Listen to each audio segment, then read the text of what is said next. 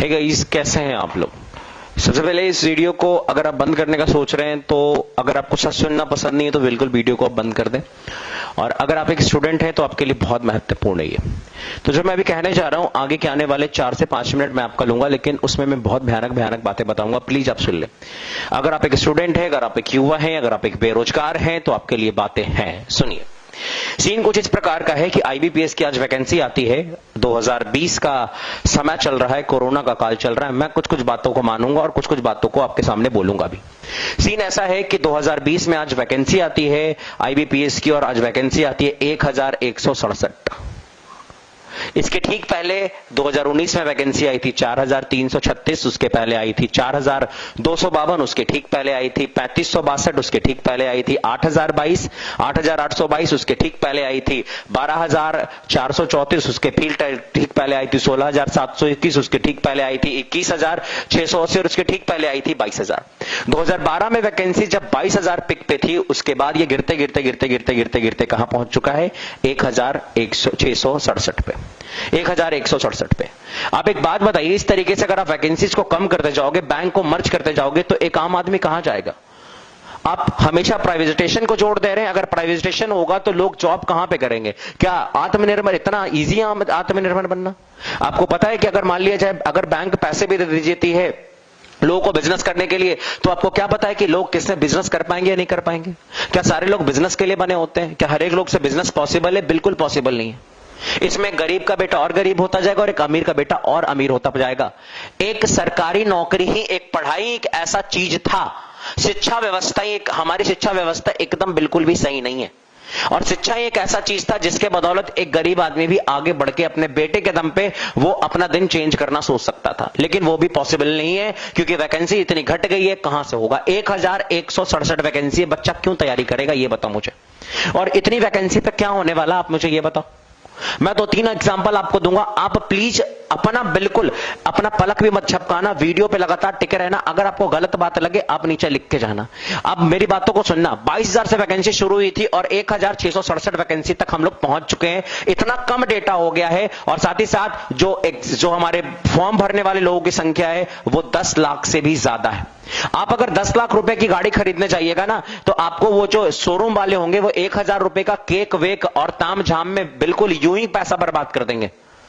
जब आप 10 लाख का चीज खरीदने जाते हो तो उसमें 1 लाख का कोई वैल्यू नहीं होता है। सॉरी, 1000 का कोई वैल्यू नहीं होता है। और आप 10 लाख के कैंडिडेट में 1000 सीट देके कौन से वैल्यू निकाल रहे? इससे बढ़िया नहीं देते तुम। क्यों दे रहे हो वैकेंसी? अब तुम ये कहोगे कि इस बार कोरोना। अरे भैया, ये 2019 में भी कोरोना था क्या? 2017 में भी कोरोना था। लगातार बैंक को मर्ज कर देंगे। अरे आपका पास एनपीओ हो रहा है तो क्यों एनपीओ हो रहा है उसको सुधारोगे या वैकेंसी कम कर दोगे? बैंक को मर्ज कर दोगे। हर एक चीज को आप प्राइवेट नहीं कर सकते हैं ना। अगर हर एक चीज को प्राइवेट कर देंगे तो सरकार नाम का चीज ही हट जाएगा। एक दिन तो हमें ऐसा देखने को मिलेगा, भारत सरकार प्राइवेट लिमिटेड, ये लिखवा दो।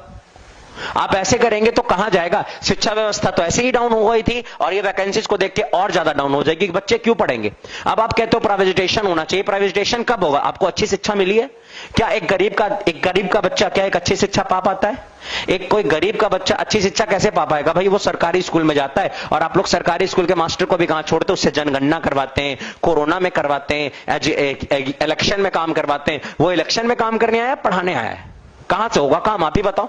और सोचोगे कि आप वहां पे पढ़ाई होना चाहिए। कैसे पढ़ाई होगा भैया? आप तो वहां पे स्कूल में आधा दिन फोर्स रहते हैं, वहां पे कभी वहां पे कुछ रहता है, कभी वहां पे कुछ रहता है। आधा दिन इधर उधर कहानी रहती है। वो कैसे आप सोच सकते हैं? कैसे एक्सपेक्टेशन आप रख सकते हैं कि कोई गरीब का बच्चा उस स्कूल में पढ़ के और किसी प्राइवेटाइजेशन नौकरी, किसी प्राइवेट कंपनी में अच्छी नौकरी पा पाएगा? उसके लिए पहले से स्किल होना चाहिए। प्राइवेट वाले पहले से स्किल मानते हैं और वो स्किल पाने के लिए एक अच्छा स्कूल चाहिए। और एक अच्छा स्कूल में पढ़ाने के लिए बाप के पास पैसा होना चाहिए। जिस बाप के पास पैसा नहीं होगा अपने बेटों को अच्छा शिक्षा वो नहीं दे पाएगा। और अगर अच्छा शिक्षा नहीं दे पाता है तो वो कभी भी जीवन काल में नहीं जा पाएगा एक अच्छे नौकरी की तरफ। यानी जो गरीब है उसका बेटा भी गरीब रहेगा और भी उसकी पीढ़ियां गरीब ही रहेंगी। जब कोई गरीब का बेटा ना, जब कोई किसान का बेटा ना, एक बेटा ना पढ़ के आईएएस ऑफिसर बन जाता है या पढ़ के किसी बैंक का पीओ बन जाता है या फिर बढ़ के एसएससी का कोई अच्छा ऑफिसर बन जाता है, तो आपको पता होना चाहिए उसका पूरा जनरेशन चेंज हो जाता है। उसके आने वाली पीढ़ियां चेंज हो जाती हैं। फिर उसके कोई लोग जो है वो नीचे दबके के काम नहीं करते, वो भी पढ़ाई करते हैं और वो भी आगे उत्साहित होते कुछ काम को करने के लिए।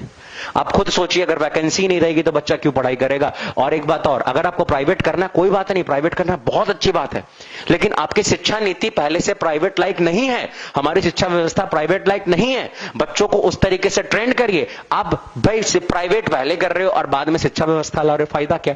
पहले शिक्षा व्यवस्था लाइए, उसके बाद आप प्राइवेट करिएगा।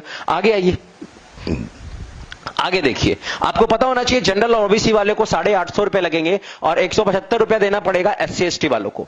आपको पता है कि कम से कम 10 लाख लोग इस फॉर्म को भरेंगे और 10 लाख से ज्यादा, मैं एक अमूमन बता रहा हूं, पिछले साल 20 लाख लोगों ने फॉर्म भरा था, इस लाख मान लेते हैं कि 10 लाख लोग फॉर्म भरते हैं, तो अगर 10 लाख लोग फॉर्म भरते हैं तो आपको पता होना चाहिए कि सरकार के पास 85 करोड़ रुपया जाएगा।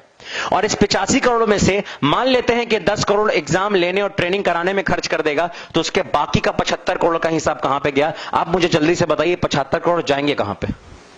ये 75 करोड़ क्या होगा। आप कहोगे सर्विस होगा, उसको सैलरी मिलेगा, तो जो सर्विस करेगा वो क्या सर्विस नहीं करेगा, वो सरकार को सर्विस नहीं देगा। अगर आप एक स्टूडेंट हैं तो इस वीडियो को ज्यादा से ज्यादा शेयर करिए, सारे बच्चों तक पहुंचाइए, ताकि आपको पता चलना चाहिए, ताकि सबको पता चलना चाहिए कि कुछ होने वाला है, कुछ करने वाले हम लोग हैं। और जब तक हम लोग कुछ काम नहीं करेंगे, हम यूं ही हाथ पैर मोड़ के बैठ जाएंगे। मैं ये नहीं कहता हूं, मैं ये बिल्कुल भी नहीं कहता हूं, मैं किसी की भी बिल्कुल भी निंदा नहीं करता हूं, मैं किसी सरकार की निंदा नहीं करता हूं, मैं हर एक सरकार की बहुत रिस्पेक्ट करता हूं।